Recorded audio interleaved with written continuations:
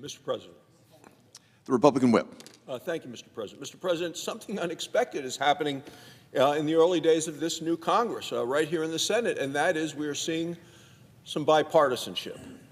Republicans and a number of Democrats have now agreed that violent criminals who have entered our country illegally and are a threat to the safety and the security of the American people shouldn't be here. We need to do something about it. The headline in Politico this week tells the story. The headline reads, "Democrats make a right turn on immigration." This is an encouraging start to our new Senate year.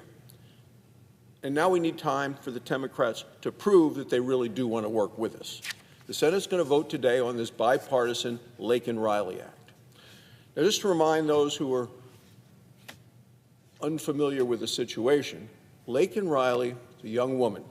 She was a student at Augusta University in Athens, Georgia. She was studying to be a nurse, and tomorrow would have been her 23rd birthday.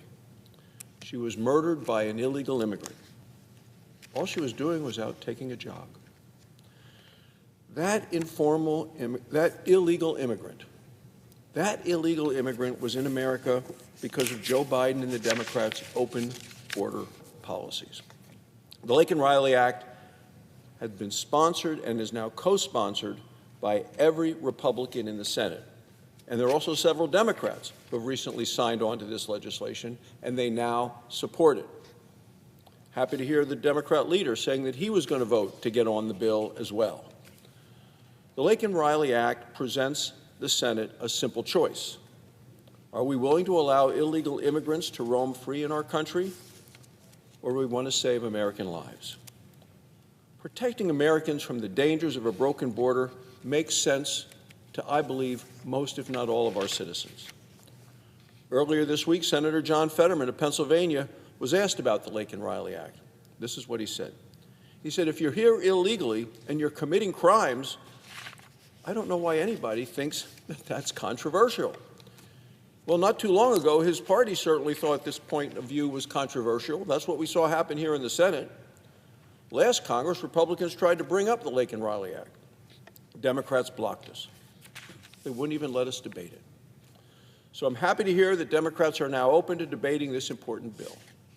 It's nice to see that the results of the election in November have changed the thinking of some of my colleagues on the other side of the aisle. Debating the Laken Riley Act isn't enough. The Senate must go on to pass it. The House has already passed this exact version of the Laken Riley Act this past week, and that vote was overwhelmingly bipartisan. The Senate now has an opportunity to make a real difference, a difference to protect American citizens from illegal immigrant criminals. There are some Democrat senators who say that they support the Laken Riley Act, but they want to weaken it. Well, to be clear, Senate Republicans are not weakening this life-saving legislation. We will not allow that to happen. We must ensure that what happened to Laken Riley does not ever happen again. When the time comes to vote on the Laken Riley Act, I encourage all of my colleagues to vote yes. Democrats join us, the Laken Riley Act will actually become the law of the land. But more importantly than that, it will meet an urgent need of the American people. That's what we're really trying to do here. Solve a problem. Come up with a solution. This isn't comprehensive immigration reform. To be very clear, there's much more that needs to be done to fix our broken, open border. But today I introduced a bill called the Build the Wall Act. That will certainly go a long way. We know that border walls work. My proposal finishes the wall, and it pays for it with unspent COVID money, money that is available to be used and should be used for that productive purpose.